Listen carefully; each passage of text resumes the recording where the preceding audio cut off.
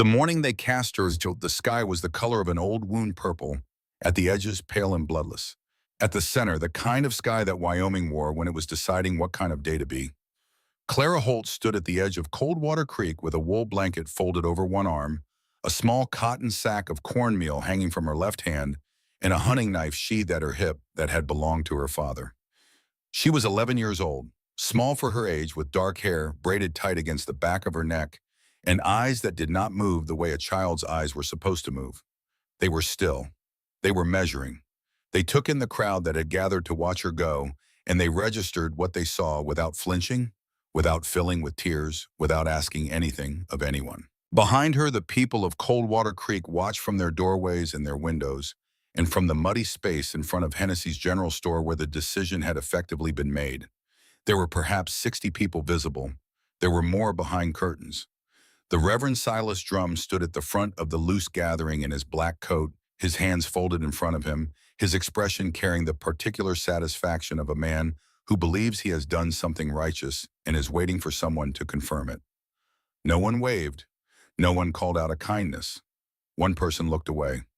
Whitfield Crane was 14 years old and big for his age, with his father's broad shoulders already filling out under his canvas jacket. He stood at the left edge of the crowd, and he did not watch Clara walk away. He looked down at the ground instead, at the mud and the boot prints and a single dead leaf caught in a rut from a wagon wheel. He looked at that leaf for a long time. Later, much later, he would say that he had been ashamed. But on that morning, he simply called it something else, called it nothing, called it the thing you do when you are 14 and the most powerful man in town has already decided what the truth is. Clara Holt did not look back as she walked north. She had learned early that looking back was for people who had something to return to. The date was September 29th, 1886.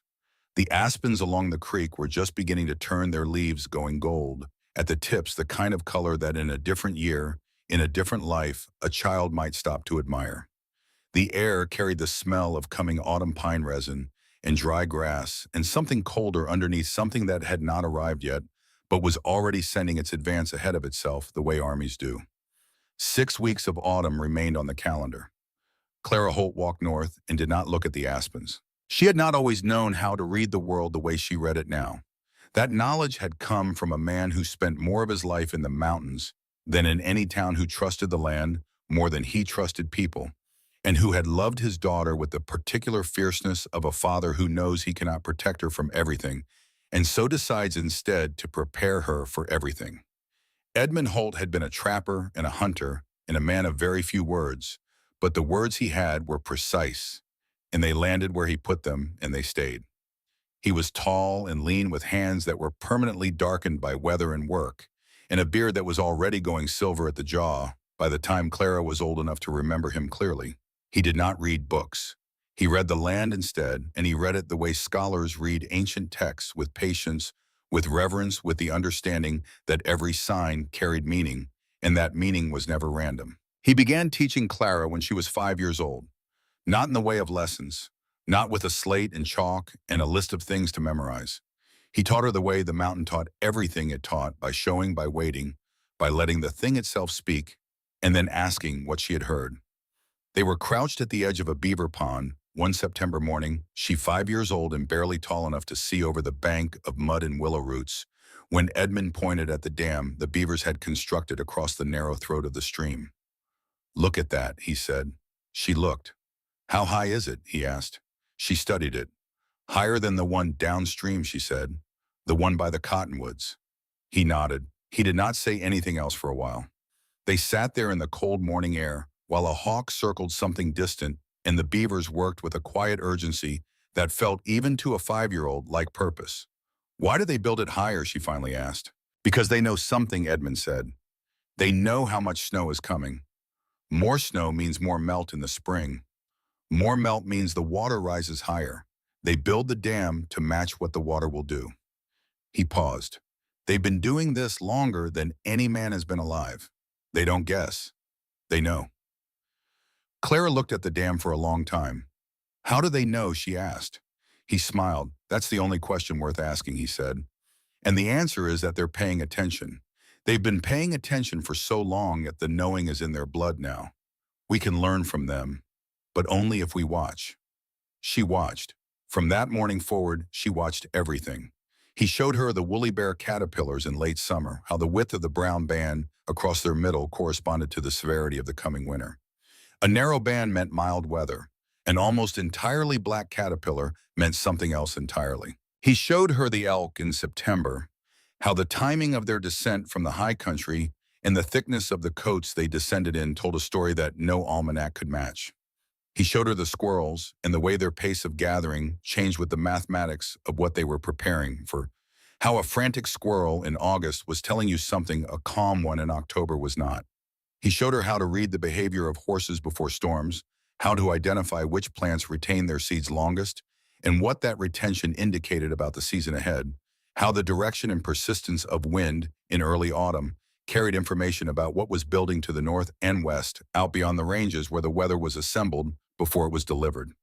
He showed her how to survive, how to build a fire that heated stone rather than just air so that the warmth lasted long after the fuel was gone, how to smoke and dry meat so it would hold for months, how to identify the roots and nuts and berries that remained edible through winter, how to locate them under snow, how to prepare them so the body could use them, how to set a snare for rabbits using nothing but a length of cord and the knowledge of where rabbits moved when the cold came down, how to read a canyon for shelter, which formations blocked wind, which rock faces absorbed heat from what angle of sun, which overhangs kept snow from accumulating in the ways that mattered. He was not teaching her skills. He was teaching her how to think. And Clara, who had her mother's dark eyes and her father's absolute stillness, absorbed everything he gave her with a thoroughness that sometimes made Edmund Holt feel in his quieter moments that he was not teaching her so much as reminding her, as if this knowledge already existed somewhere inside her and he was simply helping it surface. They lived like that for 4 years. Moving through the seasons in the country where the Wind River Range met the sky, camping when they camped and sheltering when they sheltered, following Edmund's trap lines through country that most men in Wyoming would have found impassable, and that Clara learned to navigate the way other children learn to navigate the streets of a town. She was 9 years old on the morning Edmund Holt did not come back to camp. She had known something was wrong before she knew it consciously. The way the ravens were flying, not the casual, opportunistic circling of ravens going about their business, but the focused gathering of ravens that have found something specific. She had watched them from the camp for an hour before she made herself acknowledge what she was seeing. She followed them. It took her most of the day to reach the canyon above the Sweetwater where the ravens had gathered thickest. The grizzly was gone by the time she arrived. What remained told the story clearly enough. Edmund Holt had been a careful man. A careful man can still lose to a grizzly in a narrow canyon when the wind is wrong and the bear is already moving before the man knows it is there. Careful is not the same as invincible. Edmund had known that. He had told her that in different words more than once. Clara stood in the canyon for a long time. Then she found a place where the ground was soft enough to work, and she dug her father's grave with his own hunting knife, the same blade he had taught her to keep sharp, the same blade she would carry for the rest of her life. She dug until the grave was deep enough. She buried him properly the way he would have wanted, without ceremony, but with care. She marked the location with a specific arrangement of stones that she would be able to find again, because Edmund had taught her how to mark things so they could be found. Then she picked up his knife and she walked south. She walked for 2 days before she reached Coldwater Creek. She had not come to Coldwater Creek because she was helpless. That was the thing they never understood about her, not in the beginning and not later. Not the families who passed her from household to household like an inconvenient piece of furniture, and not Reverend Silas Drum, who watched her from across the width of his church and his certainties and understood her not at all. She had come because Edmund had told her to. It had been one of his last conversations with her, though neither of them knew it was last at the time. They were sitting above the tree line on a flat shelf of granite, watching the sun go down over a range of peaks that turned colors as the light left them, going from gold to orange to a deep and luminous purple before the darkness took them.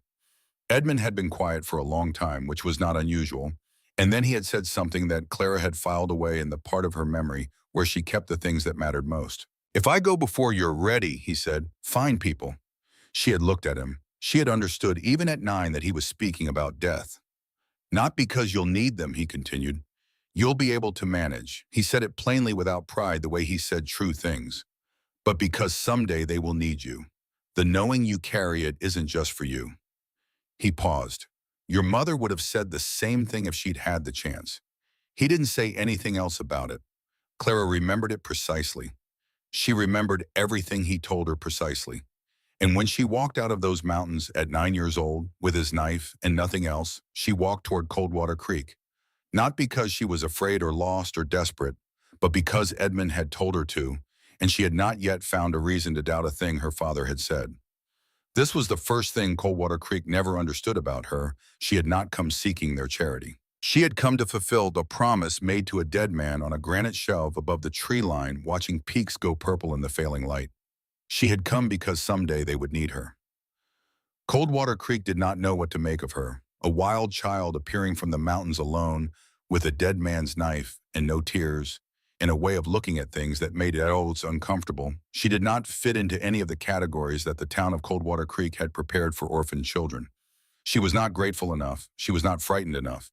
She did not soften when people expected softening, did not cry, when crying would have made everyone more comfortable, did not perform the helplessness that the community had organized itself to respond to. She worked for her keep wherever she was placed.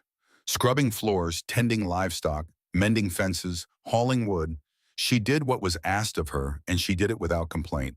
But she also watched. She watched the weather and the animals and the seasonal patterns of the land around the settlement with the same focused attention Edmund had taught her, and what she saw built itself into a picture that she could read as clearly as other people read words on a page. The Calloway family kept her through the autumn of 1884 and into the winter. The Hennessy family took her the following spring. By summer, she was with the Porters, and by the following winter, she was with a widow named Mrs. Aldrich, who had a small house on the east side of town and a chronic cough and no patience for children who asked too many questions. But Clara did not ask questions. She observed. And in the spring of 1885, she told the truth about what she observed, and the trouble began. It was April, and the snowmelt was running hard off the eastern slopes of the range to the west, and Clara had been watching Willow Creek for 3 days. She had watched the speed of the current and the color of the water, and the behavior of the animals along the banks, the muskrats moving their young to higher ground, the deer drinking upstream rather than at their usual crossing. She had looked at the sky each morning and evening and measured what she saw against what Edmund had taught her to measure.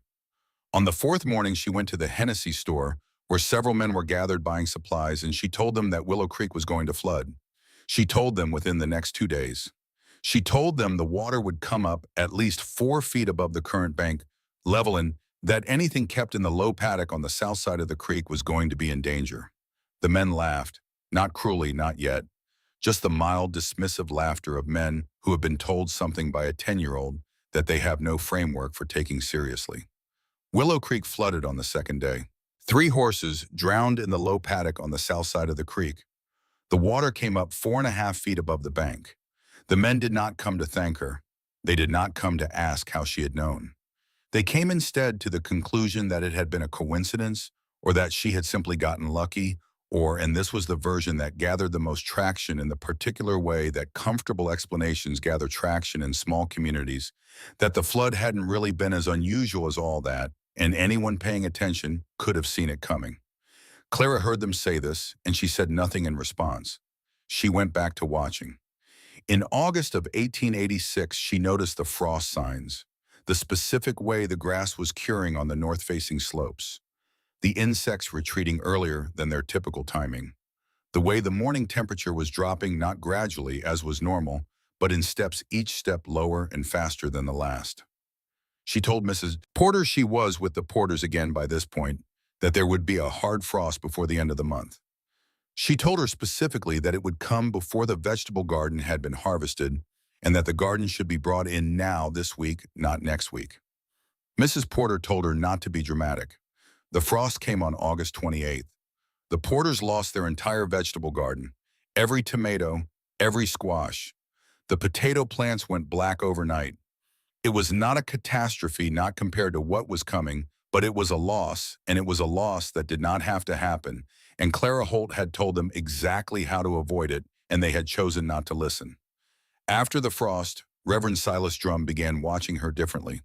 Drum was a tall man, lean in the way of men who eat too little, and worked too hard with a face that had been arranged by 50 years of Wyoming weather into something between severity and exhaustion. He had come to Coldwater Creek 8 years earlier from somewhere back east that he never specified, carrying a Bible and a conviction that he was called to bring civilization to wild places. He had built the church himself with two other men who had since moved on, and he had established himself as the moral and spiritual authority of Coldwater Creek, in the way that strong personalities establish themselves in small communities, gradually then completely, so that by the time anyone thought to question it, the questioning itself seemed somehow improper. He was not a cruel man in the ordinary sense. He did not take pleasure in other people's suffering. He was something more complicated than cruel. He was a man who had organized his understanding of the world around his own centrality to it, who had come to believe genuinely and completely that his judgment was the community's best instrument for determining truth, and who experienced any challenge to that judgment not as an intellectual difference of opinion, but as a kind of threat. A threat to the order he had built, a threat to the function he served, a threat to the thing that made him necessary. He had watched Clara Holt for 2 years. He had watched her quiet observations and her precise warnings, and the 2 times those warnings had proven exactly correct. He had watched the men at the store laugh at her and the women shake their heads, and he had said nothing because saying nothing had seemed like the right calibration. She was a child. The community was skeptical. No action was required. But in September of 1886, the calculation changed. It was the third Saturday of the month. The aspens were still mostly green, with just the first suggestions of gold appearing at the highest elevations.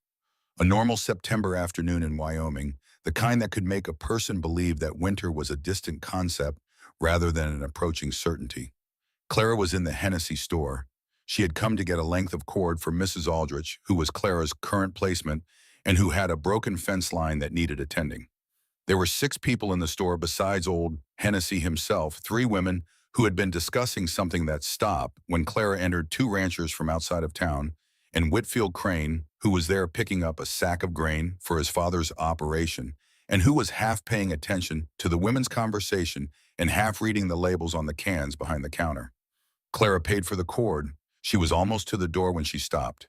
She turned back toward the room. She had been carrying what she knew for several weeks by then, building it the way Edmund had taught her to build an assessment, not rushing to conclusions, adding each new observation to the ones before it, waiting until the picture was complete before speaking.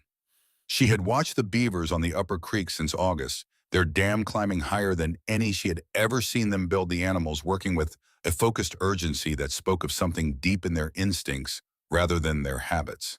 She had watched the elk begin moving down from the high country in the first week of September, a full month ahead of their typical timing, their coats already thick beyond what the current temperature required. She had counted the woolly bear caterpillars she encountered across 3 weeks of careful observation. Nearly every one was almost entirely black. She had watched the squirrels. She had watched the horses. She had watched the sky each morning and evening for 6 weeks. The picture was complete. It had been complete for several days. She had been deciding whether to speak it. Edmund had told her to find people because they would need her. She spoke. "The winter is coming early," she said. Her voice was not loud. It carried the particular quietness of someone who is accustomed to the information they are sharing. Being accurate, it will be the worst winter anyone in this valley has ever seen. The snow will bury the houses to their eaves. The cold will kill the cattle before February. You need to begin preparing now, not next week, now. The store went completely silent. Then one of the ranchers laughed. Then the women began to whisper to each other. Then old Hennessy made a joke about consulting the little Holt girl before making any decisions about his inventory, and the other rancher laughed too, and the moment took on the quality of collective dismissal that small communities are very efficient at producing. Clara looked at the room. She had not expected to be believed. She had learned across 2 years and 2 failed warnings that being believed was not the likely outcome of telling the truth in Coldwater Creek. But she had said it because she had needed to say it, because Edmund had told her to find people and to give them what she had, and she had given them what she had, and now it was in their hands. She walked out of the store. Whitfield Crane watched her go.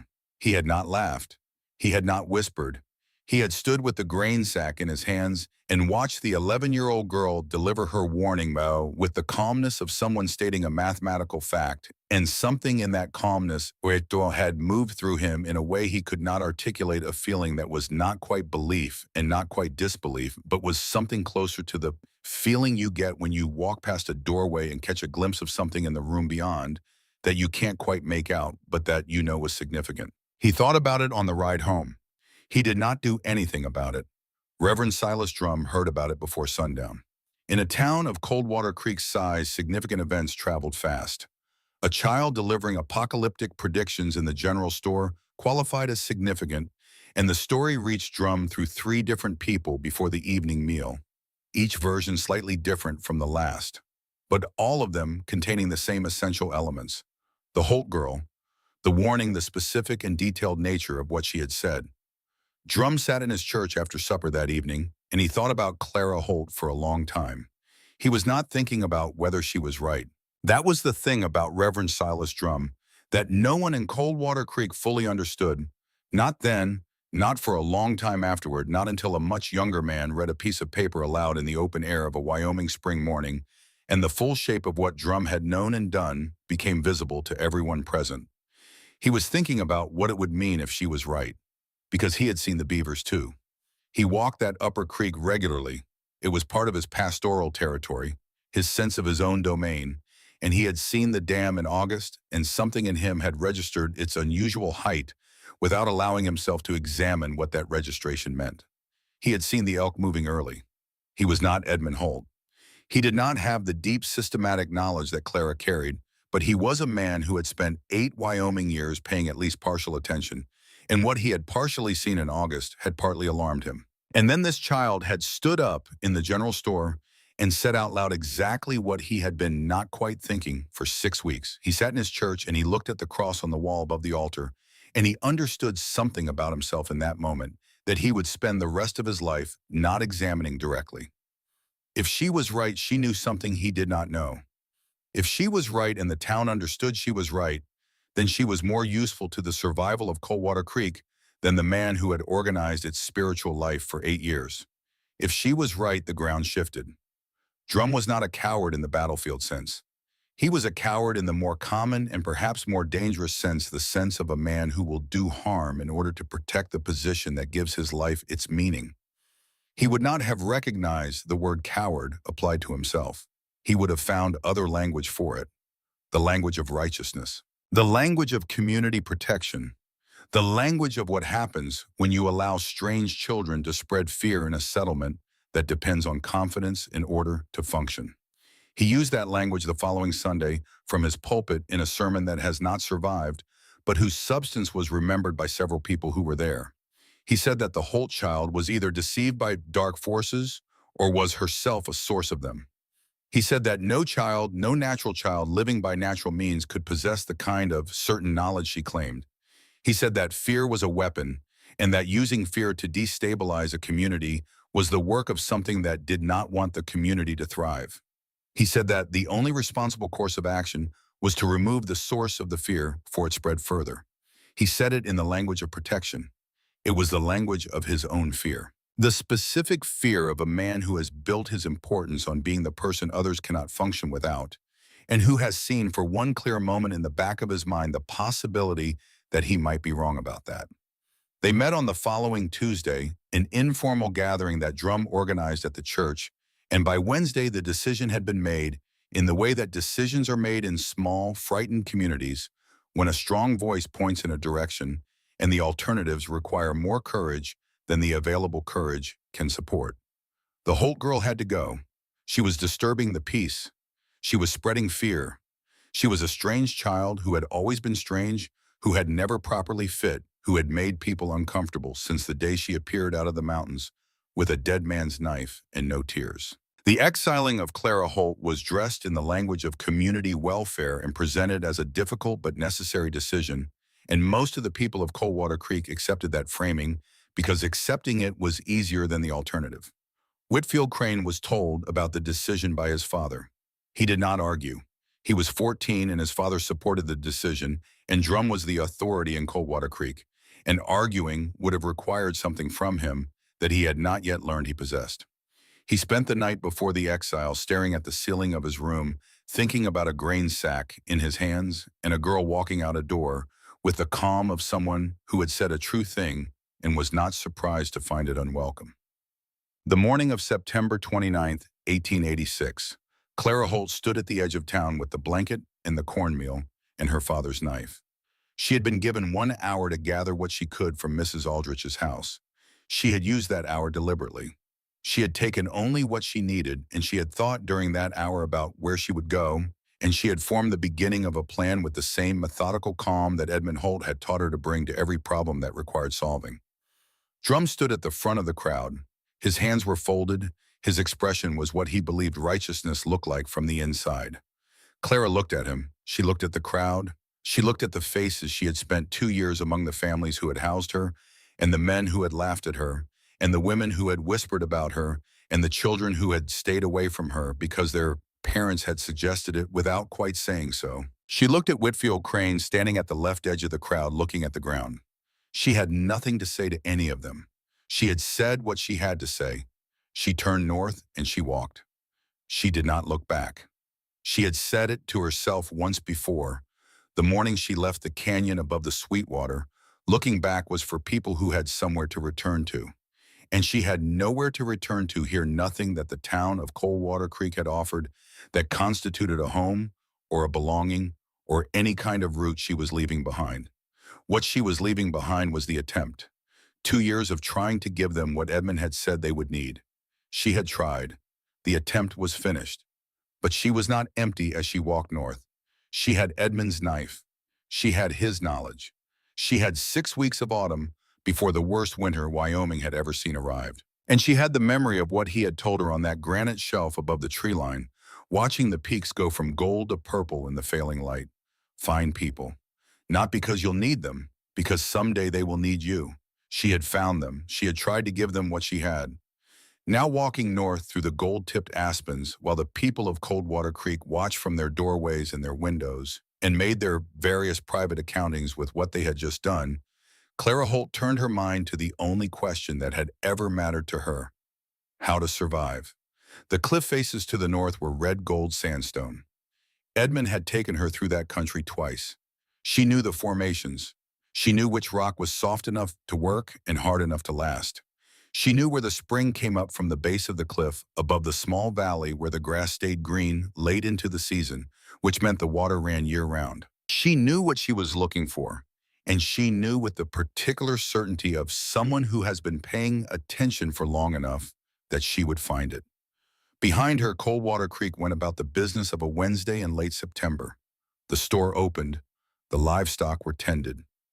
Reverend Silas Drum walked back to his church with the satisfaction of a man who has protected something important, though precisely what he had protected was a question he was not yet ready to examine. The sky above the aspens was clearing. By afternoon, it would be one of those Wyoming autumn days that seem to promise the season will last forever, clear and blue and full of light, the kind of day that makes preparation seem unnecessary and disaster seem theoretical. The animals knew otherwise. Clara Holt knew otherwise. She walked north, and the aspens shook gold around her, and somewhere far to the north and west, beyond the ranges, the worst winter in Wyoming's memory was assembling itself with the patient, massive, completely indifferent power of weather that does not know or care who has been warned and who has not, who is ready and who is not, who listened and who sent the one person who was trying to tell them the truth out into the wilderness with a blanket and a handful of cornmeal and a dead man's knife. The mountains do not judge. They only care who is prepared. Clara Holt was 11 years old, and she was walking toward the rest of her life, and she was prepared. She found the cliff on the second day. She had walked through the first night, partly stopping only when the cold made movement more important than rest-keeping. North and slightly west, by the stars, Edmund had taught her to read the way other fathers teach their children to read street signs. She slept for 3 hours in the shelter of a fallen ponderosa pine, whose root ball had pulled free of the earth and left a cavity beneath it packed with dead needles that held warmth the way deep things hold warmth, slowly, reluctantly, but reliably. She ate a small handful of cornmeal mixed with creek water, and she slept without dreaming. and she woke before first light and walked on. The valley appeared in the middle of the second afternoon, tucked between two ridges in the way that certain places in Wyoming hide themselves, not dramatically, not with any fanfare, but simply by being slightly below the sight line of anyone traveling at the elevation the terrain naturally suggested. A small valley, perhaps a quarter-mile across at its widest, with a creek threading through the bottom of it, and grass that was still more green than brown, which told her what she had expected it to tell her. The spring was here, the water ran year-round. The ground did not freeze as early or as deep as the ground on the flats. The cliff face rose on the western edge of the valley. Red gold sandstone, 40 feet of it, layered in the way sandstone layers when it has been deposited over centuries by water that no longer exists. Edmund had brought her here twice. Once when she was 6 and once when she was 8, following his trap line through the country north of Coldwater Creek. And both times he had paused at this cliff face and looked at it with the expression he wore when he was reading something and finding it worth reading. Good stone, he had said, soft enough to work, hard enough to hold. She had not known then what he meant by work. She understood now. The natural overhang ran along the base of the cliff for 30 feet deep enough to keep rain and snow off the ground. Beneath it, the rock above it angled in a way that would deflect wind rather than collect it. And there in the center of the overhang, the fissure, she remembered a vertical crack in the cliff, by perhaps 18 inches wide, at its narrowest running, back into the rock at a slight angle, widening as it went, opening into a cavity within the stone that she had squeezed into as an 8-year-old and found to be roughly the size of a small pantry. She squeezed into it now. The cavity was 10 feet deep and perhaps 7 feet wide and 6 feet tall at its highest point. The stone around her was cool and dry. The crack above her head was connected to a second fracture that angled toward the surface of the cliff, a natural chimney that she tested by holding her palm near it and feeling the faint draw of air moving upward. She stood in the cavity for a long time. Then she took Edmund's knife from its sheath and she put the blade against the wall, and she began. The first cut told her what she needed to know. Sandstone yields to pressure in a particular way, not shattering like harder rock, not crumbling like softer material, but releasing itself in layers when the pressure is applied correctly, each layer coming away cleanly if the angle is right and the force is steady. Edmund had shown her a piece of sandstone once, turning it in his hands, explaining how it was made, grain by grain, over time compressed and cemented by minerals, into something that was both durable and workable, that could be shaped by human hands if those hands understood the nature of what they were shaping. She understood the nature of what she was shaping. She worked on the entrance first, widening the fissure from 18 inches to 30, then to 36, which would allow her to move in and out without turning sideways, and which would allow the wooden door she was already designing in her mind to fit against a surface she could make flat enough to seal against. She worked the blade against the stone, finding the layers following the natural seams, removing the rock in sections rather than fighting it into dust. The first day she worked until her right arm would not lift anymore. The second day her hands blistered on the knife handle. She wrapped them in strips torn from the bottom of her wool blanket and kept working. The third day the blisters opened. She did not stop. There was a mathematics to what she was doing, and the mathematics was simple. Winter was coming. She had assessed its severity as accurately as she knew how to assess such things. In the cavity, in the cliff face, was the difference between surviving it and not surviving it. Each hour she worked was an hour of shelter earned. Each inch of stone removed was an inch of living space created. Stopping was not a calculation that improved the outcome. She foraged in the mornings and the evenings when the light was sufficient and the temperature was most bearable for moving through the valley and the surrounding terrain. The valley gave her what valleys give in early autumn, which was more than most people knew how to see. Pine nuts from the stands of pinon on the south-facing slope above the creek, dense with fat and calories small enough to store in quantity. Rose hips from the wild shrubs along the water's edge, bright and heavy with the particular sweetness that autumn concentrates in them just before frost takes it away. Roots that she dug from the creek bank, cattail and wild onion, and a flat-leafed plant that Edmund had shown her, whose root roasted in coals became something close to a meal. She set snares along the rabbit runs she found at the valley's edge, using cord from her pack, and techniques her hands remembered before her mind had fully articulated them. The first morning she checked them, she found 3 rabbits. She cleaned them at the creek, took the meat and the pelts both, and came back to the cliff and worked. She was not comfortable. She was never comfortable. But discomfort was a different category from danger, and she kept the two categories cleanly separated in her mind, which was something Edmund had taught her not in words but by example, by the way he moved through hard conditions, without making them harder by adding complaint to them. The nights were the most difficult in those first weeks. She slept in the growing cavity wrapped in her blanket with a small fire built at the entrance from deadfall. Branches and the stone around her absorbed the heat slowly and held it longer than she had expected, which was the property of stone that Edmund had told her about, and that she was now confirming with her own body. Good stone holds what you give it, he had said. She gave it everything she had. By the end of the second week, the cavity had become a room. She had extended it to 12 feet deep and 10 feet wide, with a ceiling that followed the natural angle of the rock and peaked at 7 feet in the center. The walls were smooth where she had carved them, worked into surfaces that had no protrusions to catch on clothing or equipment curved slightly inward where the stone had cooperated with the curve. The floor she had leveled using flat stones as scrapers, working systematically from the buck wall forward, creating a surface that was not perfectly flat, but was flat enough. The fire pit she positioned 3 feet inside the entrance using stones she had carried from the creek bed, fitting them together without mortar, in the way Edmund had shown her, creating a contained basin for the fire that directed the heat inward and upward. The chimney crack above it drew the smoke reliably. She tested it with green wood, the worst case, and watched the smoke rise straight up the fissure and emerge from the cliff face above the overhang, dispersing in the open air rather than collecting under the ceiling of her room. A small alcove in the right wall, which she had worked specifically for the purpose, held her growing stores. Dried rabbit meat hanging on cords she had threaded through gaps in the stone. Containers woven from willow branches holding nuts and dried berries and roots.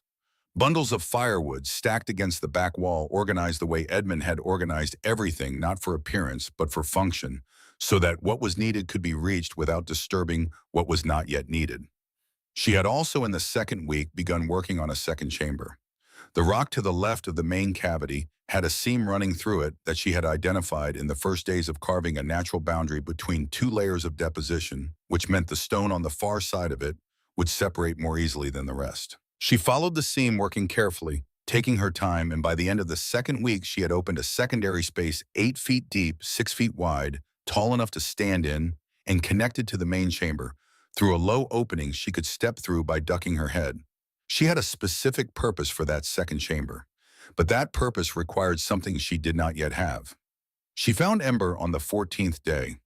The Mustang had been at the Valley's Creek each morning when Clara came down to water, always on the far bank, always watching from a distance that Clara had measured carefully and not violated.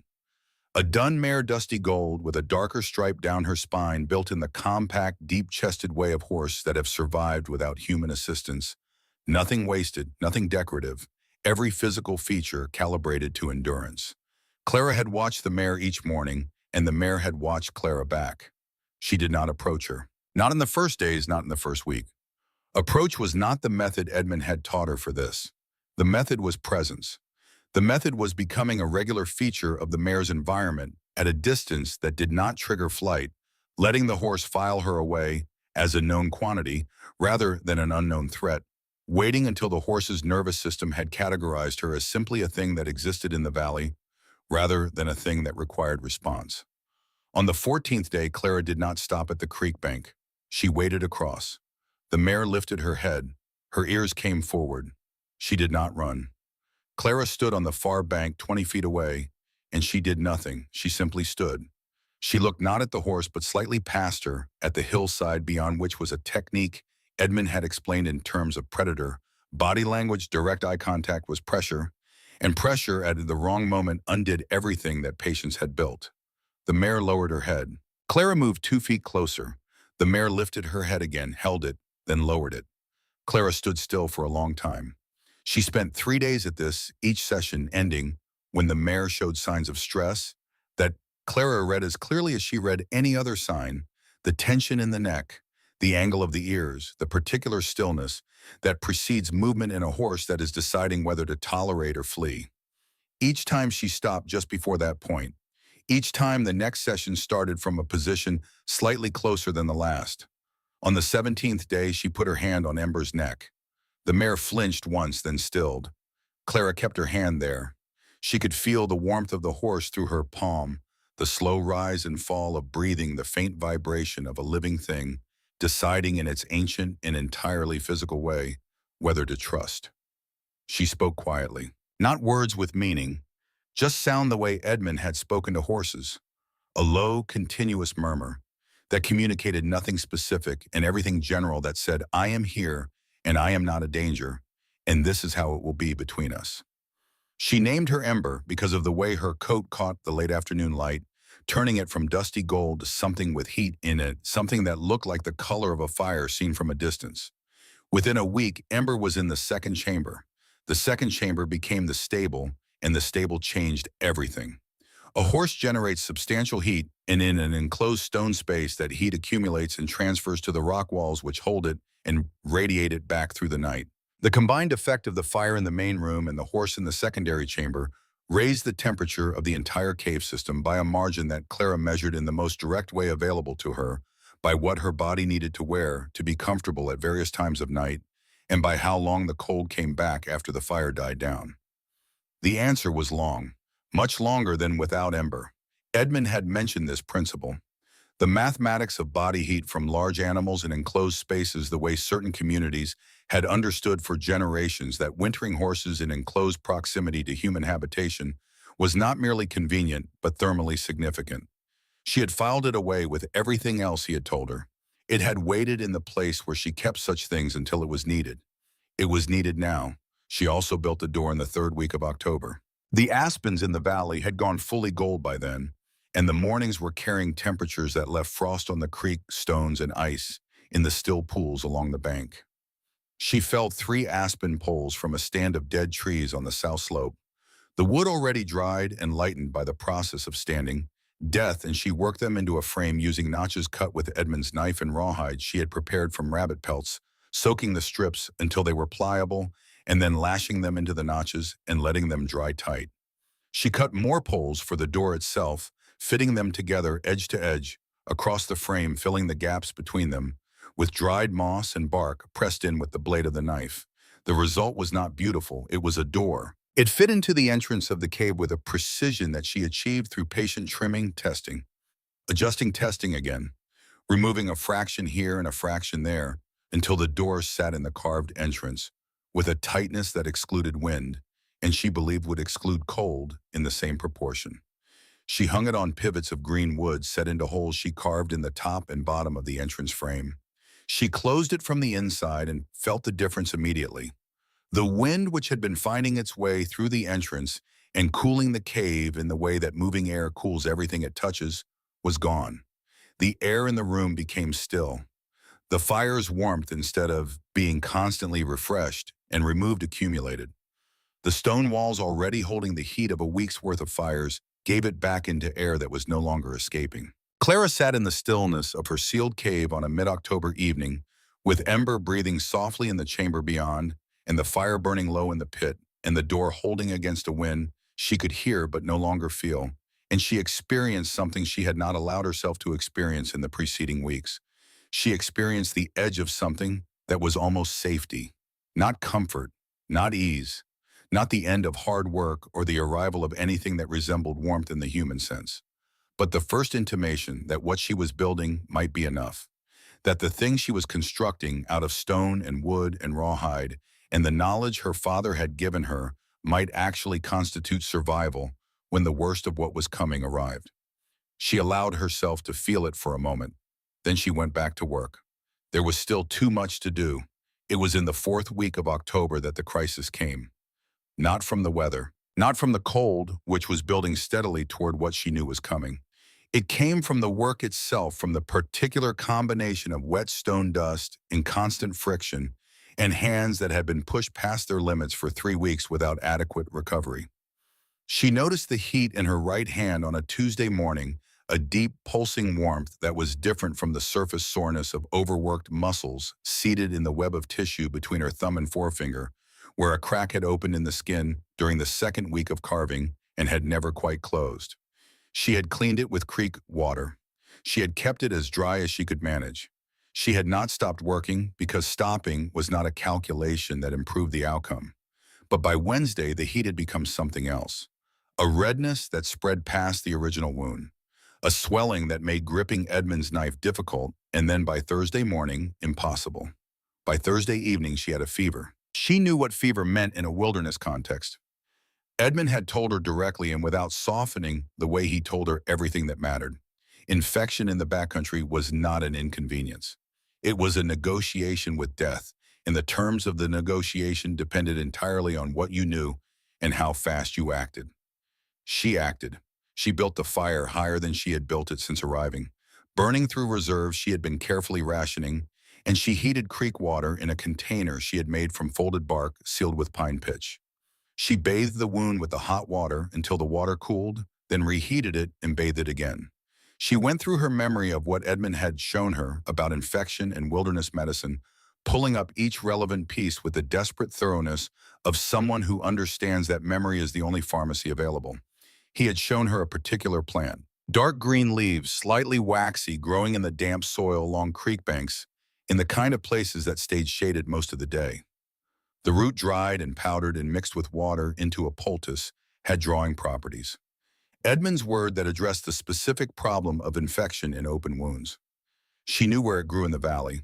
She had cataloged it in her first days of foraging, filed it away under the category of things that might be needed in the way Edmund had taught her to catalog everything she observed.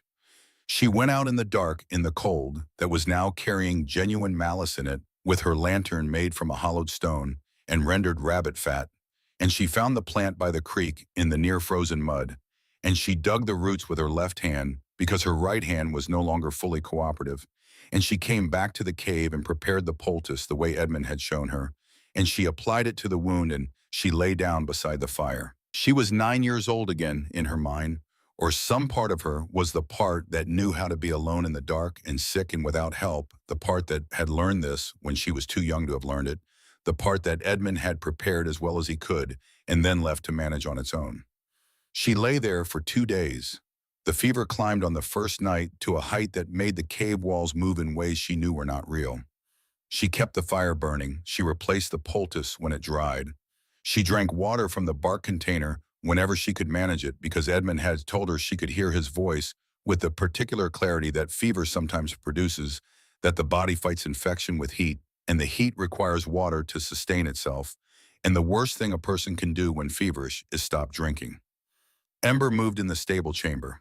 The sound of the mare's breathing was the most real thing in the cave during those 2 days, a steady rhythmic anchor to the physical world, while the fever tried to pull her elsewhere.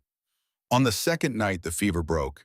She lay in the cooling sweat of it, and she looked at the ceiling of the cave she had carved from the mountain's body, and she understood something about herself that she had not quite understood before.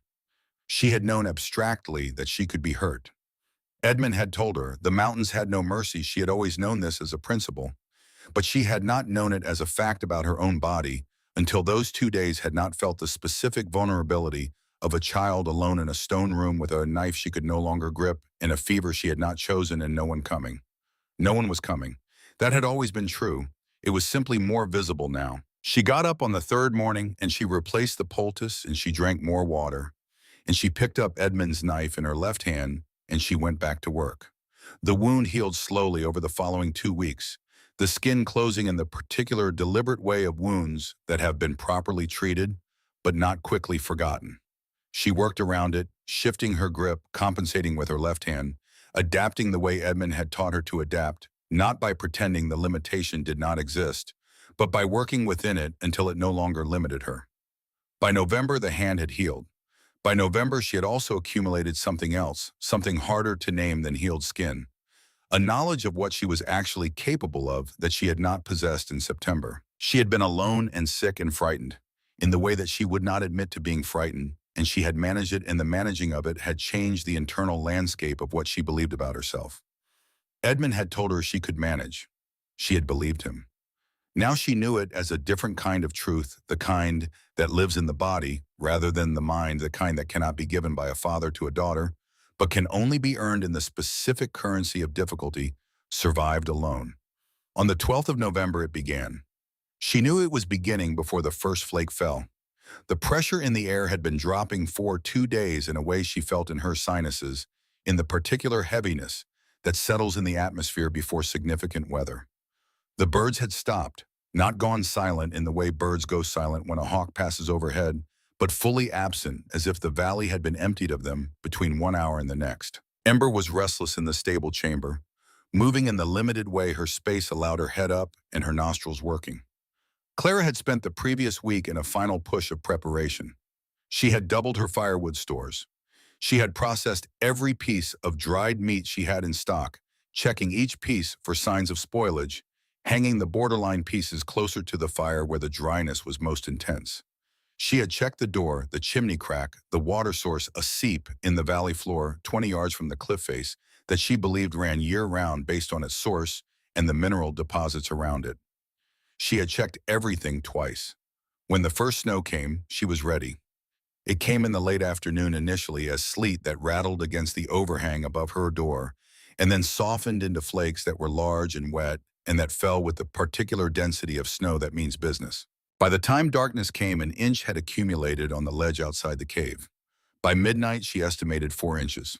She opened the door once briefly to check, and the cold that entered in those few seconds was a cold with a different quality from any she had felt in the preceding weeks, denser, more purposeful, carrying in it the suggestion of what it was the leading edge of. She sealed the door, and she did not open it again until morning.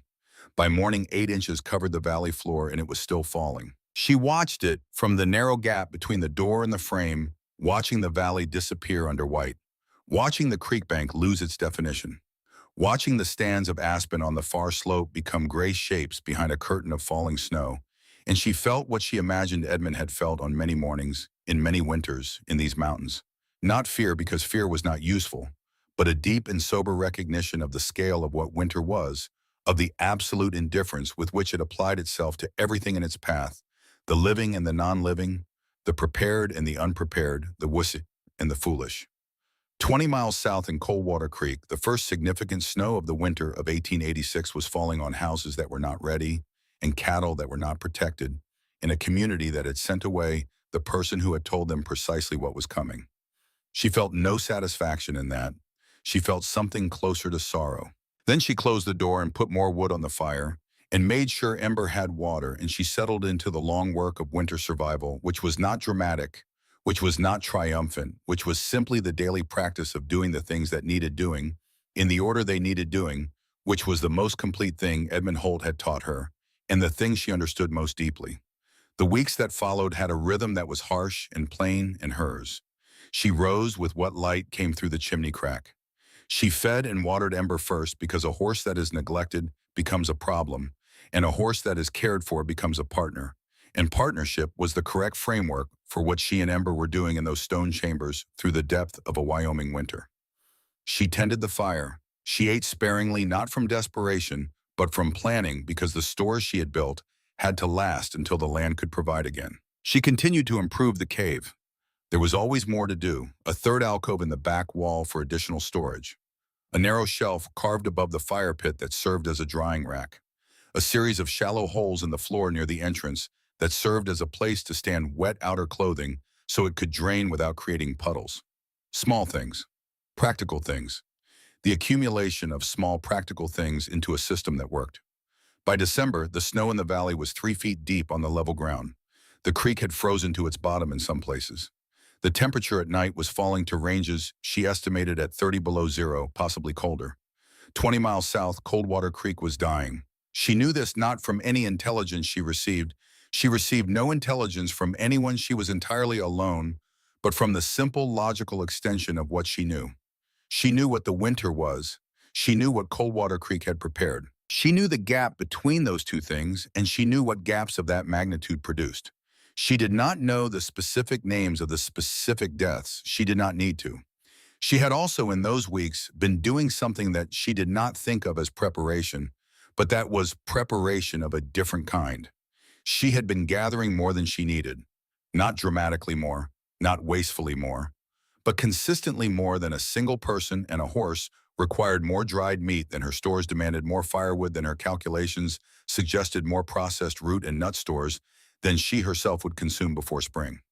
She did this methodically, as she did everything, without examining too carefully the reasoning behind it.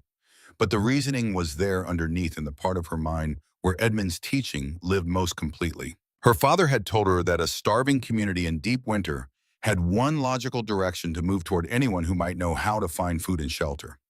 She had watched the animal behavior that preceded harsh winters for long enough to understand the pattern. When the conditions became severe enough, the desperate always moved toward the resources they could not provide themselves. She had been right about the winter.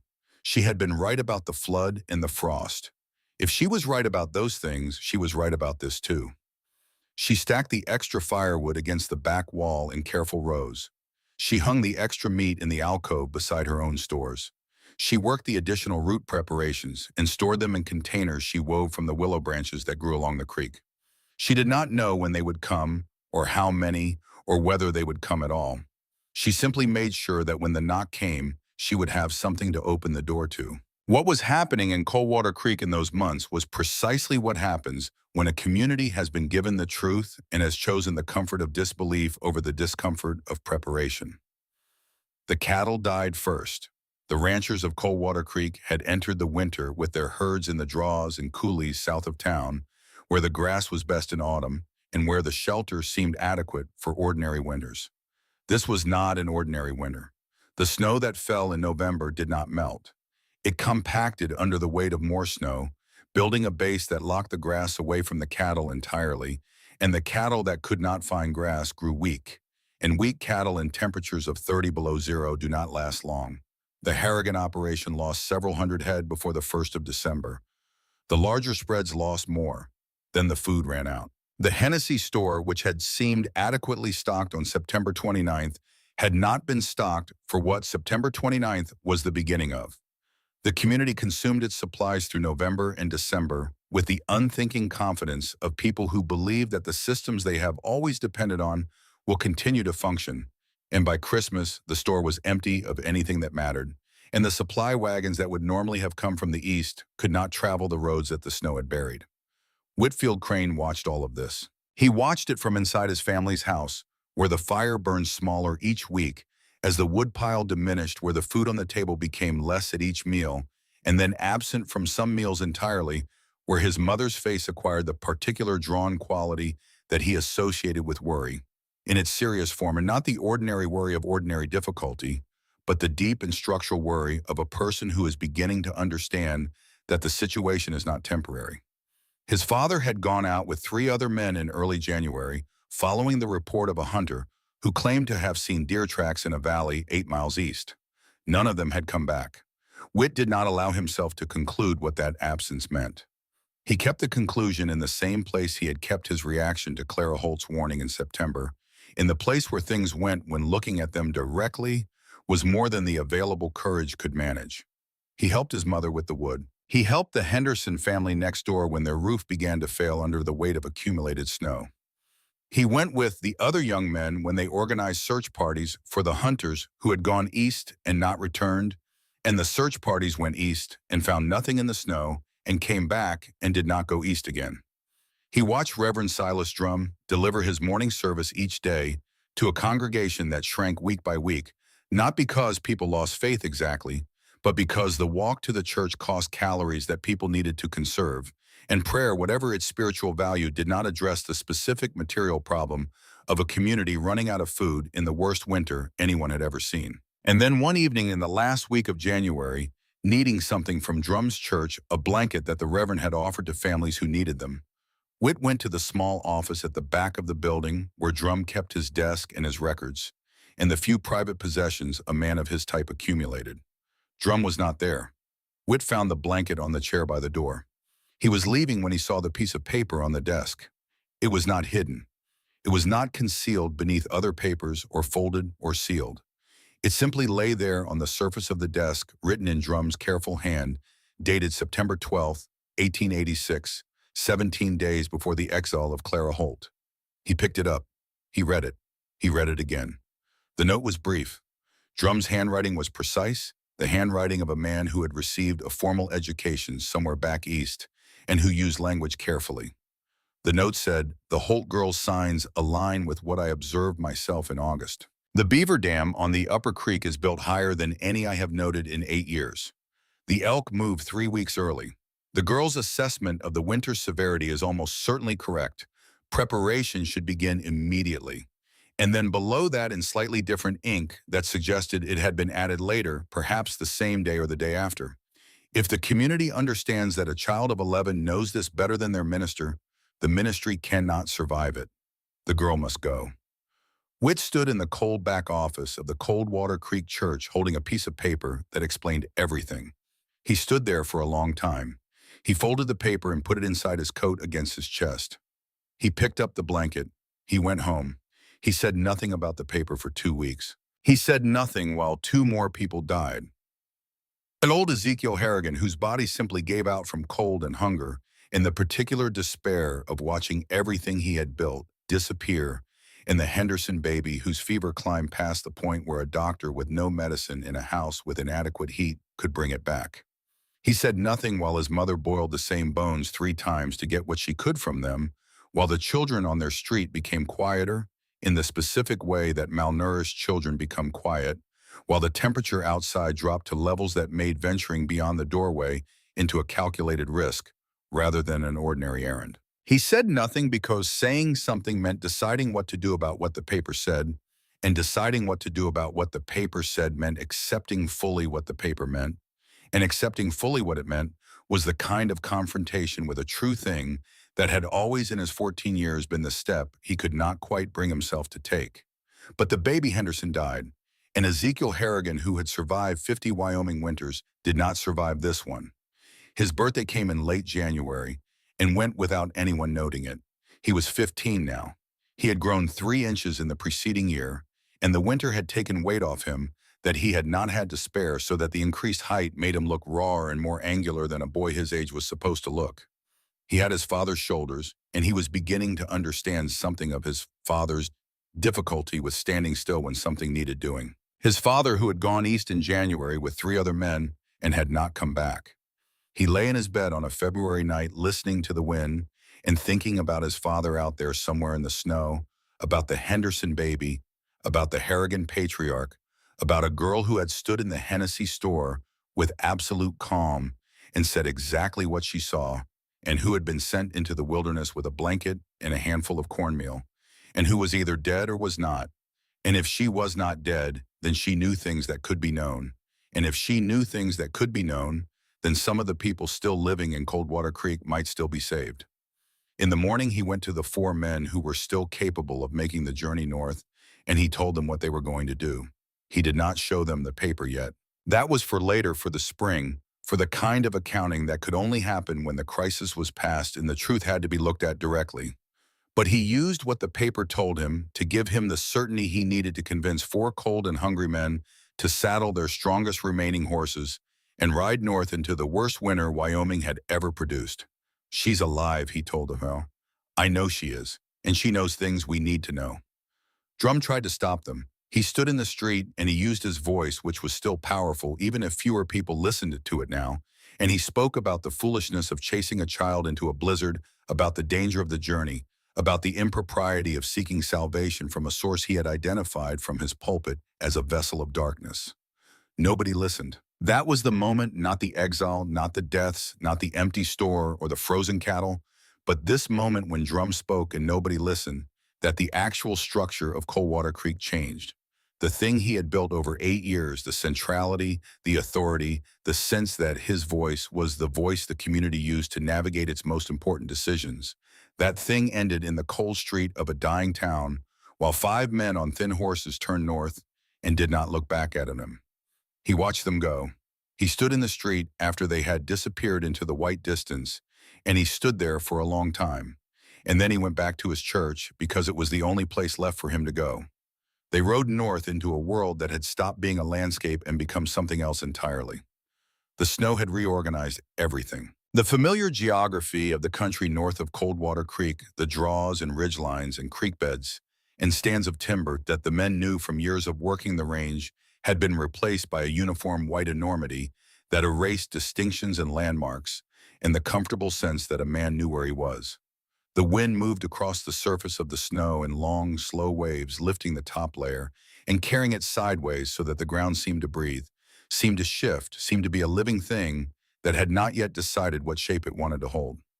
Whitfield Crane rode at the front. He was 15 years old and he had never led anything before.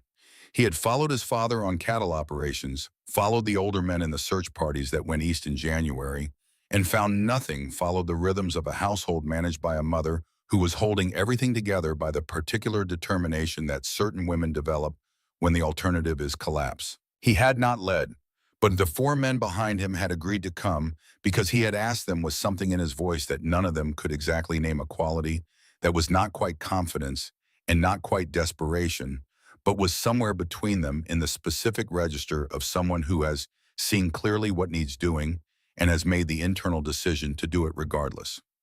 The first day was the hardest for the horses. The snow in the open country was deep enough in places that the animals were lunging through it rather than walking their chests, breaking the crust with each step, their muscles working at a level that ate through their reserves faster than anyone was comfortable with. Whit rationed the pace. He stopped every hour, let the horses stand and breathe, watched their condition with the careful attention his father had taught him, reading their exhaustion in the angle of their heads and the quality of their breathing. By nightfall of the first day, they had covered perhaps 10 miles. They sheltered in a stand of timber that still held enough canopy to have kept the snow from accumulating beneath it. And they built a fire from deadfall, and they ate what they had brought, which was not much, and they wrapped themselves in blankets and listened to the wind moving through the pines above them. One of the men, Garfield Pruitt, who ran what remained of a small cattle operation south of town, said that this was foolish, that a child could not have survived what had come down on this country, that they were going to kill their horses and possibly themselves looking for a frozen body that the snow would keep until April anyway. Whit looked at the fire for a moment. Then he said she warned us in September and we sent her out here with a blanket and a handful of cornmeal. The least we can do is go find out what happened. Pruitt didn't say anything else about turning back. The second day was colder but clearer, and the clarity helped. They could see the line of the foothills to the northwest, the red-gold cliff faces showing through the snow like old wounds, the ridgeline that Edmund Holt had known, and that his daughter knew, and that Whit was navigating toward, by the logic of what he understood about the girl, that she would have gone towards shelter, towards stone, toward the kind of terrain that could be made into something rather than the kind that merely exposed you to what was coming. It was on the second afternoon that another man quit. Dermot Foss, who was the youngest of the four besides Whit himself, had been struggling with his horse since midday. The animal had taken a bad step crossing a frozen creek bed and was moving awkwardly. And Foss, who was not built for cold, the way some men are built for cold, had gone quiet in a way that Whit recognized as the quietness of someone arriving at the edge of what they could manage. "Take the horse back slow," Whit told him. "Follow the tracks we made. Don't stop moving." Foss looked at him with something between relief and shame. "Go," Whit said. It wasn't an accusation. It was a fact. Foss went. 3 men and Whit continued north. They found the smoke on the third day, not from far away. They were within 200 yards of the cliff face before any of them saw it, a thin thread rising from the red gold stones so straight and fine in the still morning air that it could have been a trick of the light, a crack in the rock catching the low winter sun at an angle that mimicked combustion. But it was not a trick of the light. It was smoke. Whit felt something move through him when he saw it, a physical sensation that started in his chest and radiated outward, something he had no name for and did not try to name. He simply pointed at it. The men behind him said nothing. They followed him across the valley floor through snow that was thigh-deep on a standing man and chest-deep in the drifts toward the cliff face that grew larger and more specific as they approached, until they could see the overhang and the shadow beneath it and the dark gap within that shadow that resolved as they came closer into a door. A wooden door fitted into carved stone with a precision that none of them had any framework for, built by hands they were only beginning to understand. Whit dismounted. He waded the last 20 yards on foot through the deep snow, his legs pushing through it mechanically, his eyes on the door. He knocked. The sound of his knuckles on the wood was absorbed by the cold and the snow and the enormous silence of the winter valley. The door opened immediately. Not after a pause, not after the sound of movement within, immediately, as if whoever was on the other side had been standing at it waiting. Clara Holt stood in the entrance. She was thin in the way of someone who has been eating carefully rather than adequately, but she was not diminished. Her face was windburned, darkened by exposure, with a toughness in it that had not been there in September, or rather that had been there, but had not yet been fully visible, the way certain qualities in certain people require the right conditions to become apparent. She wore a coat she had made herself from rabbit pelts stitched with rawhide, in a pattern that was not elegant, but was thorough, covering her from collar to knee. Her dark hair was still braided. Her right hand, Whit noticed, carried a faint scar across the web between thumb and forefinger, the mark of something survived. Her eyes were exactly as they had been the last time he had seen them, still measuring, carrying the particular quality of someone who perceives accurately and is not surprised by what they perceive. She looked at Whit. She looked at the three men behind him. She looked at the horses. She looked back at Whit. "You came," she said. It was not a question. It was not surprise. It was an acknowledgement, the registering of an event that had been anticipated and was now occurring, the way a person acknowledges the arrival of weather they have been watching build on the horizon. Whit opened his mouth and found that the sentence he had been composing in his mind for 3 days did not come out. What came out instead was simpler and more honest. "We didn't know if you were alive," he said.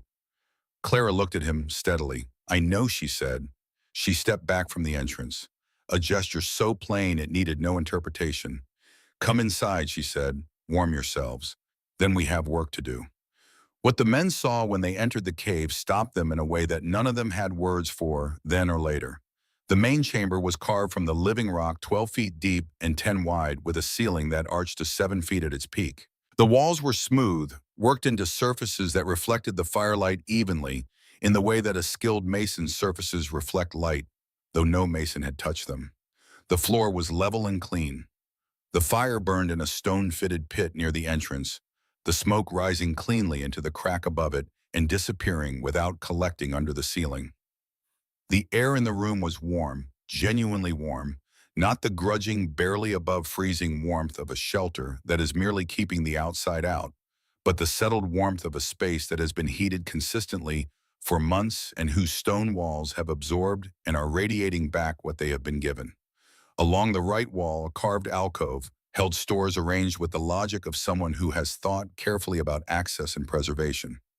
Dried meat in careful bundles, containers of nuts and roots, and beside her own supplies, additional stores more than one girl could need, more than one horse required. The extra was visible if you knew what you were looking at. Against the back wall, firewood stacked in dense rows.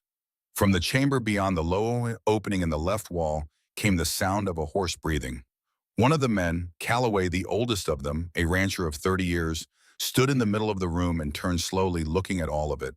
His face held the expression of a man revising something fundamental about what he believed was possible, doing it in real time without the luxury of private reflection. "She built this," Calloway said. It was not a question. Clara was at the fire adding wood with the economical movements of someone who has done this action 10,000 times. She did not look up. "My father showed me what to look for," she said. "I did the work." She said it without false modesty and without pride. It was simply accurate. Whit sat down on the stone floor close to the fire because his legs had decided the crisis was over and were requesting a moment of rest. The warmth of the room moved through his clothing and into his skin, and then deeper, reaching the cold that had settled into his core over 3 days of riding north, and he felt it go, felt the cold release, and he did not say anything for a while because there was nothing to say that the moment was not already saying more clearly. Then he looked at the extra stores in the alcove. "You knew we were coming," he said. It wasn't quite a question. Clara looked at him across the fire. "My father taught me that a starving town always sends someone north in February," she said. She paused. "I made sure I'd have enough when you came." The weight of that landed on all of them differently.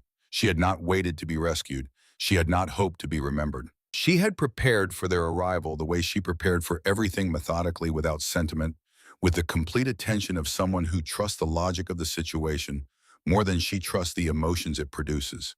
She had been ready for them. She had been waiting. Then Whit told her about Coldwater Creek. He told it plainly the way the situation deserved, without decoration and without the softening that might have made it easier to deliver, but would have made it less true. 23 dead by the time the search party left. Old Harrigan, the Henderson baby, the Polk children sick with coughs that had not stopped, the hunters who went east in January and did not come back, among them his own father. The store empty, the firewood almost gone, the cattle that had been the foundation of every family's security reduced to frozen carcasses in the draws south of town. He told her about drums still holding his morning services to a shrinking congregation. He told her about families burning their furniture. He told her about the children going quiet. When he mentioned his father gone east in January, not returned, his voice did not break. But something in his face did briefly, the way a surface cracks under pressure it has been holding against for too long. He kept talking. Clara listened to all of it without interrupting. She sat across the fire from him, and she listened with the complete attention she gave to everything, not the polite attention of someone waiting for their turn to speak, but the actual attention of someone taking information in and understanding what it means. When he finished, she was quiet for a moment. "How many are still alive?" she asked. 92, Whit said. "When we left, maybe fewer now." She looked at the fire, all of it, the exile, the months alone, the fever, the hand, the work was present in that silence. Whit knew it was. He was not so young or so obtuse that he could not feel the weight of what he was sitting in the middle of. He did not try to construct an apology. He was not sure an apology was the right instrument for what had happened. What had happened was larger than apology. He said, "I know what we did. I was there. I didn't stop it." Clara looked at him across the fire. "No," she said, "you didn't. It landed without cruelty, which was somehow more accurate than cruelty would have been." Then she said, "I don't forgive what was done." She said it the way she said everything, plainly, without performance. "But I won't let children die for the sins of grown men." She stood up. "There is a valley 3 miles east of here," she said. "The elk winter there. My father showed me years ago. The cliffs block the wind on 3 sides, and the snow does not accumulate the same way it does in the open country. Your hunters will find game there." She paused, allowing the information she carried to come forward in the order it needed to come. "There are caves in these cliffs, natural ones, not carved, large enough to shelter families. The stone holds heat. If your people are willing to move and willing to work, they can survive there until spring." She crossed to the corner where her outer clothing hung, and she began putting it on. "We leave in the morning," she said. "There is room in the stable for your horses tonight." Whit looked at her. "You're coming with us to bring them here." She looked back at him with an expression that contained, if he was reading it correctly, the dry patience of someone who has stated a logical thing to a person who is asking whether the logical thing is intended.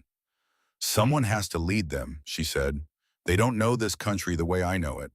She went to the stable chamber. They heard her with the horse, the low murmur of her voice, the mare's quiet response. Calloway looked at Whit. Whit looked at the fire. There was nothing adequate to say, so he said nothing. They rode south the following morning, Whit and the 2 remaining men and Clara on Ember at the front of the small group. She rode without a saddle, sitting on the mare, the way of someone who has come to an understanding with a horse, rather than merely commanding one. They went south through the deep white country toward Coldwater Creek. The journey south took 2 days. On the afternoon of the second day, the buildings of Coldwater Creek appeared through the snow, gray and diminished the smoke from the remaining chimneys, thin and reluctant, the streets empty in the way of streets in a settlement that has turned inward against the cold. Clara rode into town at the head of the group and stopped in front of the Hennessy store. The people of Coldwater Creek came out of their houses slowly in the way of people who have been conserving everything, including motion. They came out and they stood in the cold street, and they looked at the girl who had been sent away in September and who had returned in February, and on a horse she had gentled herself, wearing a coat she had made from the skins of animals she had trapped and cured, with the calm of someone who has done what needed doing and is now ready to do the next thing. They looked at her for a long time. Clara looked back at them. She looked at their faces, thinner than September, older, carrying the specific weathering of people who have been through something that has taken things from them they will not get back. She looked at the children who were too quiet and too still. She looked at the women who had been holding everything together with a determination that showed in every line of their posture. She did not look for Reverend Silas Drum. She spoke clearly so everyone in the street could hear her. "We are moving," she said, "not to stay, to survive the rest of the winter. There are caves in the cliffs to the north that will shelter your families. There is game in a valley 3 miles east of there. I know where the food sources are, and I know how to reach them, and I know how to help you make the caves livable." She paused. "It will require leaving most of what you cannot carry. It will require moving through cold and snow. Some of you will find it very difficult, but you will live. If you stay here, I cannot tell you that." She stopped speaking and waited. There was a long silence. Then one of the mothers, a woman named Adeline Calloway, wife of the rancher who had ridden north with Whit, said, "When do we go?" The evacuation began the following morning. There was no ceremony to it and no hesitation once the decision had been made. There was only the practical work of moving 92 people through deep snow over 10 miles of difficult country, which was a logistical problem of a specific kind, and Clara addressed it as she addressed all problems of a specific kind by breaking it into its component parts and attending to each part in the correct order. She organized them into groups based on mobility, the strongest adults at the front and rear carrying what could be carried. The children in the middle, the smallest ones, on the backs of the horses that remained bundled in every available layer of clothing. The sick and the elderly distributed through the column where they could receive the most support from those around them. She assigned tasks before they left. 2 men whose horses were sound enough for the purpose would ride ahead to the Elk Valley and begin hunting. 2 others would break trail through the deepest snow sections, trading off when they tired. The women with older children would manage the pace of the middle group, keeping the column moving without allowing it to stretch so thin that the rear lost sight of the middle. She rode at the front on Ember, and she set a pace that was at the edge of what the slowest person could manage, not slower because slower meant longer exposure, but not faster because faster meant people falling behind, and falling behind in that cold meant dying. The column moved north. The day was clear and brutally cold, the sun providing light without warmth, the snow surface reflecting everything the sun offered back into a sky that took it and gave nothing back. The children moved in silence, most of them saving what they had for the work of walking. The adults moved in silence too. There was nothing to say that the moving itself was not already saying. Clara led them through the country she knew. She knew where the drifts would be deepest, and she navigated around them where she could. She knew where the wind funneled between ridgelines, and she timed the crossing of those passages with the natural rhythm of the gusts. She knew where the creek beds were frozen solid enough to walk on, and where the ice was deceptive, and she told them which was which. She knew this country the way Edmund had known it, which was the way a person knows a thing when they have learned it from someone who understood it completely, and who then sent them into it to verify the learning with their own body. They lost 3 people on the journey. An elderly man named Horace Aldrich, Mrs. Aldrich's husband, the woman who had been Clara's last placement in Coldwater Creek, who had been weakening for weeks and who simply stopped on the afternoon of the first day of travel, sat down in the snow and was gone before anyone reached him. He was not in pain. He simply arrived at the end of what his body could do and went there without drama. A young woman who had been sick since December, whose fever had been managed but not broken, who lasted through the first night in the caves and died before the second morning. And one of the hunters who went to the Elk Valley, who crossed a snow bridge over a creek bed that did not hold. 26 dead in total, 89 alive. The 89 alive were in the caves. Clara organized the caves the way she had organized everything else, by function and by logic, the requirements of the situation determining the arrangement rather than preference or the social hierarchies that had structured life in Coldwater Creek. Families with young children in the caves with the most reliable chimney drafts because warmth was survival for the smallest ones. The hunters in and out as conditions allowed, directed to the Elk Valley each time the weather opened enough for movement. The women who were strongest, working the foraging rotations that Clara taught them, where to look for, how to prepare it, how to store it. She taught them everything. How to seal a cave entrance against the wind using deadfall poles, rawhide, and dried moss in the gaps. How to build a fire that heated the stone rather than just the air above it, because the stone was what held the warmth through the night when the fire burned low. How to smoke meat so it lasted. How to find the winter food sources she had been using since October: the pine nuts, the roots that could be dug, even through snow, if you knew where to dig the inner bark of certain trees that provided calories when nothing else did. She taught them to read the weather. Not with the depth she read it, because that took years of attention that they did not have, but enough how to read the morning sky for what the afternoon would bring. How to interpret the wind's direction for information about the temperature change coming. How to watch the ravens and the occasional coyote if for behavioral signs that indicated significant weather building. She showed them how to watch.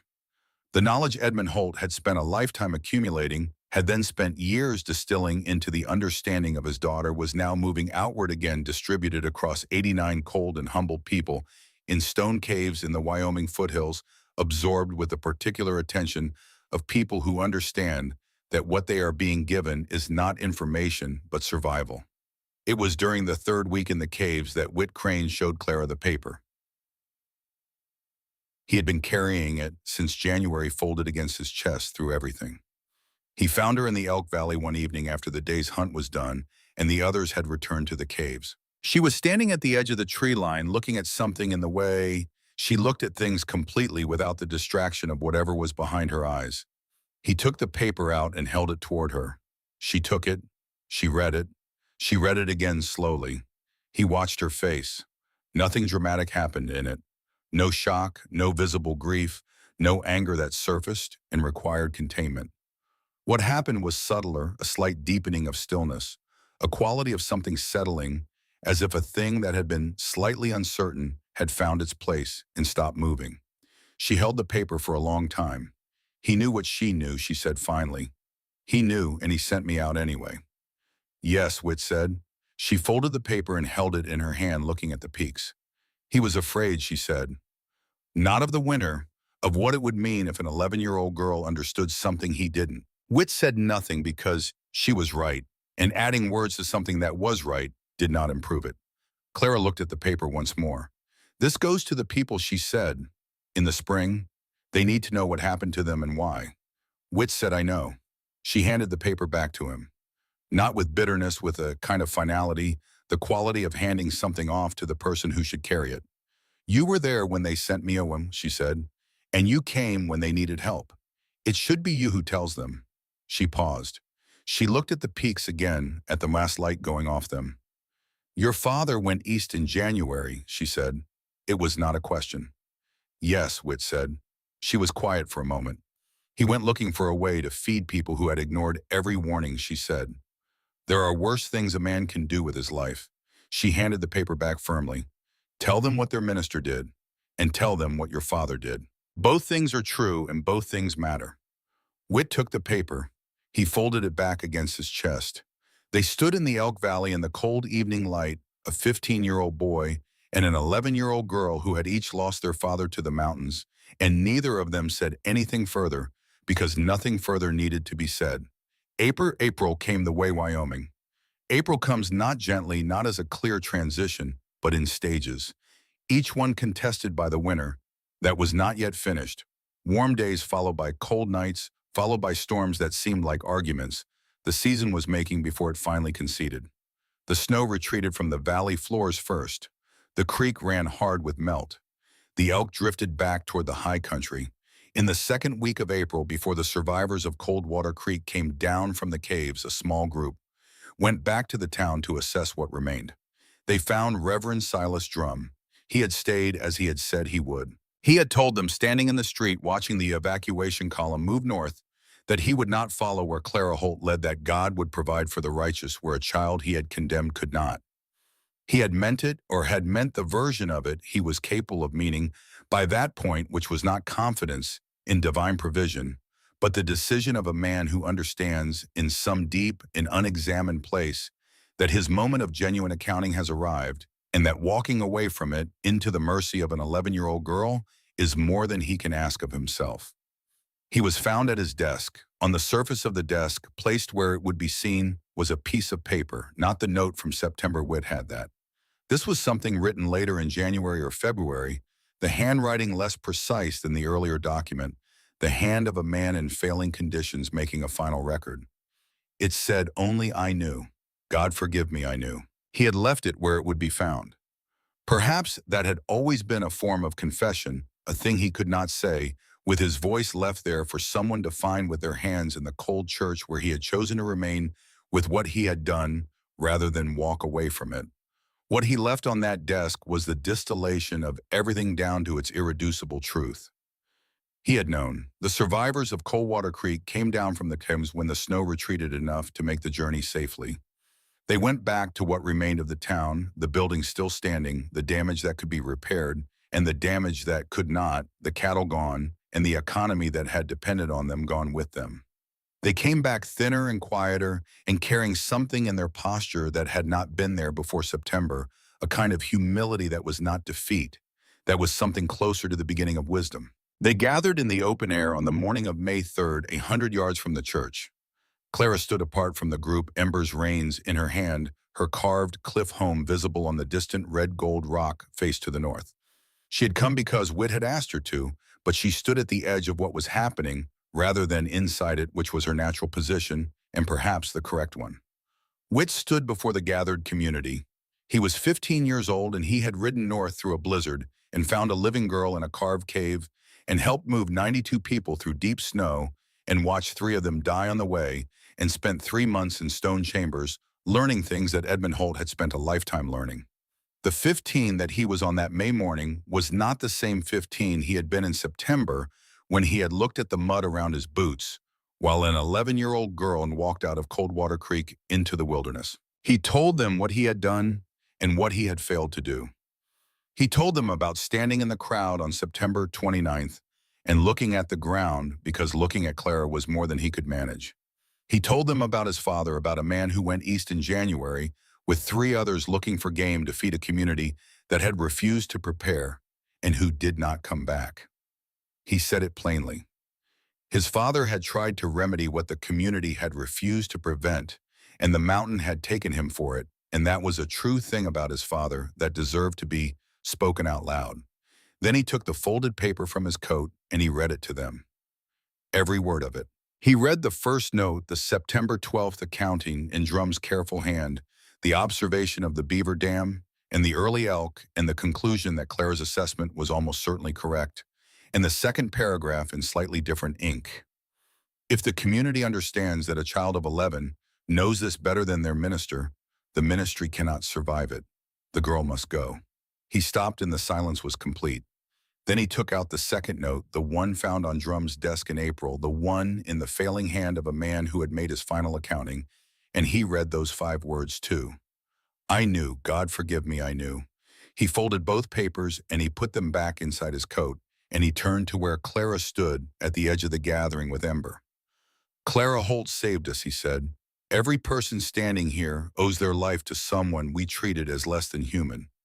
I don't know how to make that right. I'm not sure it can be made right. But I know we owe her more than silence. He stopped. Others spoke. Adeline Calloway spoke. The mothers whose children had survived spoke. The hunters who had found game exactly where Clara said they would find it spoke. One by one, the accounting was made, the specific impersonal accountings of people who understand they have been carried by someone they did not carry, who have been given what they did not give. When the testimonies were finished, Clara walked forward. She was small still. The winter had not added height or weight to her, had only added what it added to everyone who went through it, the look of someone who has been tested by something real and has not been broken. She stood before the gathered survivors of Coldwater Creek, and she looked at their faces and they looked back at her directly, which was different from before. Before September, they had looked away or looked at her sidelong, or looked at her with the particular discomfort of people who do not know what to do with something they cannot categorize. Now they looked at her the way people look at a true thing directly, without the mediation of comfort. My father told me the mountains have no mercy, she said. He was right. The mountains don't care if you prepared or if you didn't. They don't care if you were kind or cruel or wise or foolish. They just are what they are, and you survive them or you don't. She paused.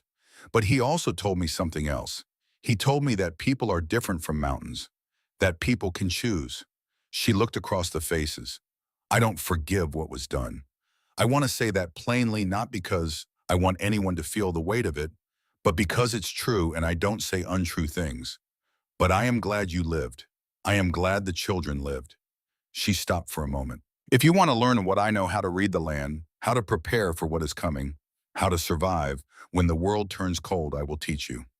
She paused once more. "My father said the mountains have no mercy, but he also said we don't have to be like the mountains. I think he was right about that too." She turned and she walked back to Ember, and she mounted in the way she mounted everything, without ceremony, without hesitation, without looking back to see what effect she had made, and she rode north toward the red gold cliff face and the home she had built inside it. The town of Coldwater Creek was rebuilt. It was rebuilt smaller and differently. The cattle industry that had sustained it was gone broken beyond recovery in a single winter, and what rose from the collapse was a community that diversified, that stored, that prepared, that did not allow a single bad season to end everything, because it had learned at a cost that made forgetting impossible what a single bad season could become. They stockpiled provisions before each winter. They built deeper root cellars and stronger shelters. They watched the animals in August and September, and they talked to each other about what the animals were saying. They did not always read it right, not with the precision that Clara read it, but they read it better than they had before, and better was the difference between what had happened in 1886 and what did not happen again. Clara did not return to live among them. She stayed in her cliff home, expanding it over the years, deepening and widening the chambers, adding alcoves and shelving in a second entrance carved from the east face of the rock for ventilation in summer. She became a guide for those crossing the mountain country north of Coldwater Creek.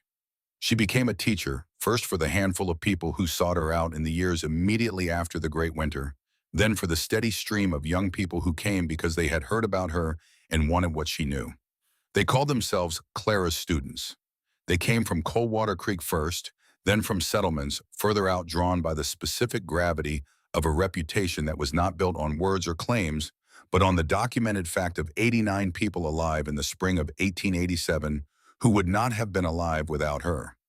The students were young mostly, and they came willing to work, which was the only prerequisite Clara had ever required. She did not teach people who came expecting to be given something.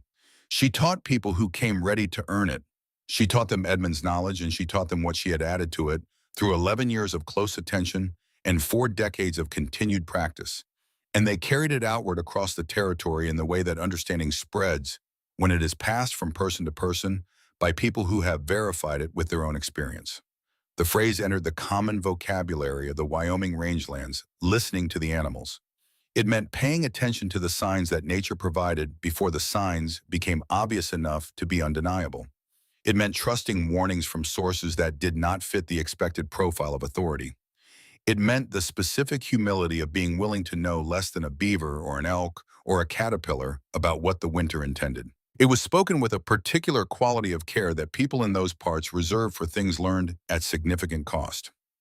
Whitfield Crane stayed in Coldwater Creek.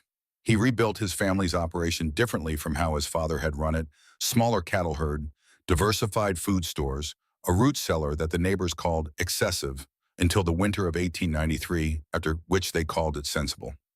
He kept both of Drum's papers. He showed them over the years to people who needed to understand what had happened, and why not as an indictment that needed repeating, but as a record that deserved preserving. He visited Clara each year through the summer, riding north to the cliff home with his children, who learned to read the beaver dams and the woolly bears and the early elk the way Clara had learned to read them, which was the way Edmund had taught her, which was the way the mountains had always been speaking to anyone patient enough to listen. He never found his father's body. The mountains kept what the mountains kept, but he held what his father had done, going east in January to find food for people who had refused to prepare in the place where he kept the things that mattered most about who he came from. He carried it the way Clara carried Edmund's knife, as a weight that was also a tool, as a grief that was also an instruction. Clara Holt lived in the cave she had carved from the sandstone cliff above the small valley with the year-round spring for 63 years. She died in the winter of 1949 in the same stone room where she had survived the winter of 1886 in the warmth of a fire burning in the same pit she had built from creek stones when she was 11 years old. She was 74. She was buried in the canyon above the Sweetwater beside the grave she had dug with Edmund's knife when she was 9 years old. The knife itself was passed to the student she had taught longest, who passed it to theirs, a chain of custody that continued in the way that the important things continue, not through institutions or monuments or official recognition, but through the hands of people who understood what they were holding and why it mattered. The Cliff home stands today, protected and maintained, visited by people who come from considerable distances to stand in the carved chambers and look at the fire pit and the alcoves and the low opening to the stable room where Ember once stood, and to try to understand what an 11-year-old girl with a hunting knife and the knowledge her father had given her was able to make from a crack in the rock and the willingness to do whatever the work required. They come to understand how she survived what should have killed her, and how she chose, having survived it, to save the people who had tried to let her die. Above the entrance to the main chamber, carved in letters that Claire added sometime in the years after the Great Winter. Not immediately, not in any documented moment, but at some point when she decided the wall needed to say what the wall needed to say, is the inscription that visitors photograph most often, that appears in the accounts of people who have been to the cliff and felt the need to write down what they found there. 7 words, plain and final, entirely without the need for elaboration, in the way of things that are simply true. The mountains told me, I told you, now we both know.